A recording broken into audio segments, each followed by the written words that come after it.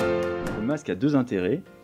Premièrement, quand on le porte, si soi-même on est malade, il a un côté altruiste qui permet de protéger les autres.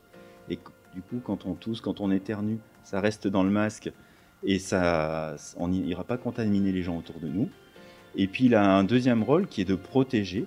Et à l'inverse, quand on est face à quelqu'un qui n'a pas de masque, quand soi-même on porte un masque, quand la personne tousse, éternue, si elle ne respecte pas les gestes barrières de tousser dans son coude ou dans un mouchoir à usage unique, les gouttelettes qu'il va émettre vont venir s'impacter dans le masque directement et donc nous protéger si on porte le masque correctement.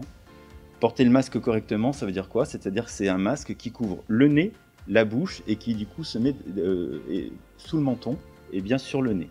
Et voilà, il ne faut pas avoir, comme on peut voir des fois, le nez qui sort du masque, parce qu'autrement, à ce moment-là, on n'est pas complètement protégé. Donc, pour mettre un masque correctement, il faut commencer à déplier un petit peu le masque, courber un petit peu la partie métallique qui se mettra sur le dessus et qui permettra de pincer au niveau du nez. Mettre, quand c'est un masque avec des élastiques, mettre les élastiques derrière les oreilles. Bien ajuster son masque quand on le met, puisqu'à ce moment-là, il est propre. Bien pincer au niveau du nez, ce qui évite, quand on respire, que l'air vienne dans les yeux et sorte bien sur les côtés. Et à partir de ce moment-là, bien le positionner sous le menton. Et là, il est positionné correctement, il couvre le nez, la bouche. Les choses à ne pas faire, c'est de toucher directement le masque. Comme vous l'avez compris, quand les gens vont tousser, cracher, ça va venir s'impacter dans le masque. Et donc cette partie-là est considérée comme contaminée. Et donc quand on doit enlever son masque, on le prend par les élastiques sur le côté et on jette son masque. Si jamais on est amené, pour une raison ou une autre, parce qu'on a le nez qui gratte, voilà, à devoir faire comme ça, on peut toujours avoir de la solution hydroalcoolique ou se laver les mains après avoir touché cette partie du masque qui est considérée comme contaminée. Si vous devez l'enlever pour boire, vous faites comme ça, vous buvez, vous reprenez votre masque par l'élastique et voilà, et vous le repositionnez correctement sans toucher la partie devant. Et la durée de vie d'un masque chirurgical, par exemple, c'est 4 heures.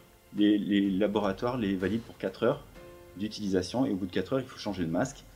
De même, si le masque est mouillé ou réellement souillé visuellement, on conseille de changer le masque.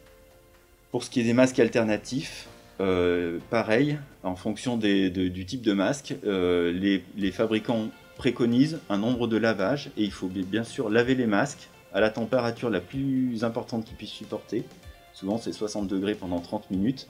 Et ce qui est important aussi pour le côté désinfectant du masque, c'est les repasser à 120-130 degrés. Le masque, c'est une des éléments principaux de la lutte contre le Covid et contre d'autres maladies comme la grippe.